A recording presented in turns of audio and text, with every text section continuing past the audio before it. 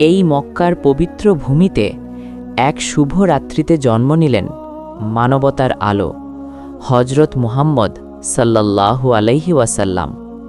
নবীজির জন্মে মক্কা নগরীতে ছড়িয়ে পড়ে নূরের আলো, আনন্দে ভরে ওঠে সারা আরব। পিতা আব্দুল্লাহ নবীজির জন্মের আগেই ইন্তেকাল করেন। নবীজির শৈশব শুরু হয় এতিম অবস্থায়। মাতা আমিনা নবীজিকে স্নেহে লালন করলেন। তার মুখের দিকে তাকালে মনে হতো আলো ছড়াচ্ছে।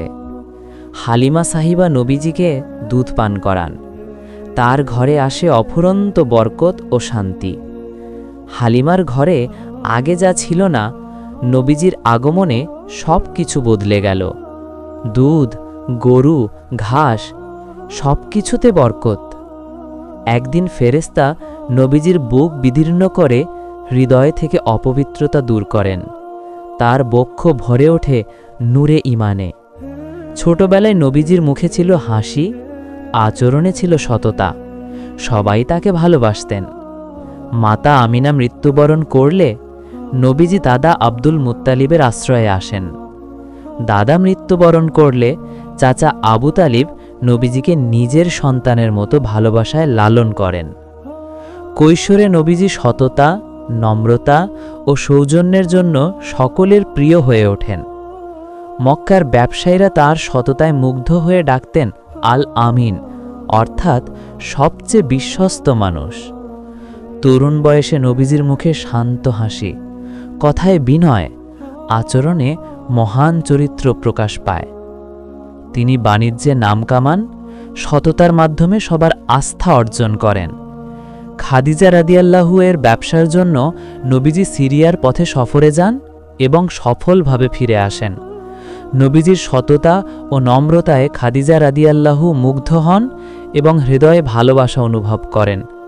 খাদিজা রাদিয়াল্লাহু নবীজিকে বিবাহের প্রস্তাব দেন। এটি ছিল পবিত্র ও আশীর্বাদপূর্ণ মিলন। বিবাহের পর নবীজির সংসার জীবন ছিল ভালোবাসা, সম্মান ও প্রশান্তিতে ভরা। নবীজির প্রথম সন্তান কাসিম রাদিয়াল্লাহু জন্মগ্রহণ করেন। ঘর ভরে ওঠে আনন্দে। নবীজি সমাজের অন্যায়ের বিরুদ্ধে চিন্তা শুরু করেন, কিভাবে মানুষকে সত্য পথে আনা যায়। নবীজি হীরা গুহায় নির্জনে ধ্যান করতে শুরু করেন। আল্লাহ সৃষ্টি নিয়ে চিন্তা করতেন। এক রাতে হীরা গুহায় প্রথম ওহী নাজিল হয়। জিব্রাইল আলাইহিসসালাম বলেন, ইকরা, অর্থাৎ পড়ো। ভয় ও বিস্ময়ে নবীজি বাড়ি ফিরে খাদিজা রাদিয়াল্লাহুর বুকে আশ্রয় নেন।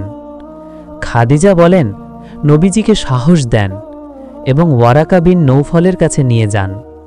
ওয়ারাকা বলেন, আপনি আল্লাহর নবী, যিনি শেষ নবী হিসেবে আগমন করেছেন। নবুয়তের পর নবীজি মানুষের মাঝে সত্য ও ন্যায়ের দাওয়াত দিতে শুরু করেন। প্রথমে গোপনে দাওয়াত শুরু করেন। খুব অল্প কিছু মানুষ ইসলাম গ্রহণ করে। খাদিজা রাদিয়াল্লাহু, আলী রাদিয়াল্লাহু, আবু বকর রাদিয়াল্লাহু প্রথম ইসলাম গ্রহণ করেন। নবীজি প্রকাশ্যে দাওয়াত দেন। কুরাইশ নেতারা রেগে যায়। মক্কার কাফেরেরা নবীজি ও মুসলমানদের উপর নির্যাতন শুরু করে। বিলাল রাদিয়াল্লাহু আহাদ আহাদ বলতে বলতে নির্যাতন সহ্য করলেন। সুমাইয়া রাদিয়াল্লাহু প্রথম শাহাদাত বরণ করেন।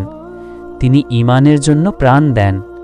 নবীজি ধৈর্য ধরেন, আল্লাহর উপর ভরসা রাখেন এবং সবার জন্য দোয়া করেন। তায়েব সফরে মানুষ তাকে পাথর ছোড়ে, কিন্তু নবীজি অভিশাপ দেননি, বরং দোয়া করেছেন। ফেরেশতা জিব্রাইল আলাইহিসসালাম পাহাড় ধ্বংসের প্রস্তাব দেন, কিন্তু নবীজি বলেন, না, হয়তো তাদের সন্তানরা ঈমান আনবে। ইসরা ও মিরাজে নবীজি আসমানে গমন করেন। নামাজ ফরজ হয়। নবীজি মুসলমানদের নামাজ শেখান, আল্লাহর সঙ্গে সরাসরি সংযোগের পথ। মক্কায় মুসলমানরা নির্যাতিত হয়েও ধৈর্য হারাননি। তাদের মুখে ছিল, আল্লাহ আমাদের সঙ্গে। আল্লাহ নবীজিকে মদিনায় হিজরতের নির্দেশ দেন। আবু বকর রাদিয়াল্লাহুর সঙ্গে নবীজি গুহাথাউরে আশ্রয় নেন। আল্লাহ তাদের রক্ষা করেন। নবীজি মদিনায় পৌঁছালে মানুষ আনন্দে গান গায়, তালা আল বাদরু আলাইনা। মদিনায় নবীজি মসজিদে নববী নির্মাণ করেন, যা ইসলামের কেন্দ্র হয়ে ওঠে। আনসার ও মুহাজিরদের মধ্যে ভাইচারা প্রতিষ্ঠা করেন, ভালোবাসা ও ঐক্যের বন্ধন হয়। মদিনায় ইসলামী সমাজ ব্যবস্থা গড়ে ওঠে ন্যায়, শান্তি ও সাম্যতার ভিত্তিতে। বদর যুদ্ধে অল্প সংখ্যক মুসলমান মহান বিজয় অর্জন করেন। উহুদ যুদ্ধে নবীজি আহত হন, কিন্তু ধৈর্য ও ঈমান হারাননি। হুদাইবিয়ার শান্তি চুক্তি ইসলামের জন্য মহান বিজয় প্রমাণিত হয়। বিদায় হজে নবীজি মানবতার প্রতি তার শেষ বাণী দেন, তোমরা অন্যায় করো না। নবীজি অসুস্থ হয়ে পড়েন এবং শেষ সময়ে বলেন, আমার উম্মতের জন্য দোয়া করি। হজরত মুহাম্মদ সাল্লাল্লাহু আলাইহি ওয়াসাল্লাম পৃথিবী ত্যাগ করেন, কিন্তু রেখে যান চির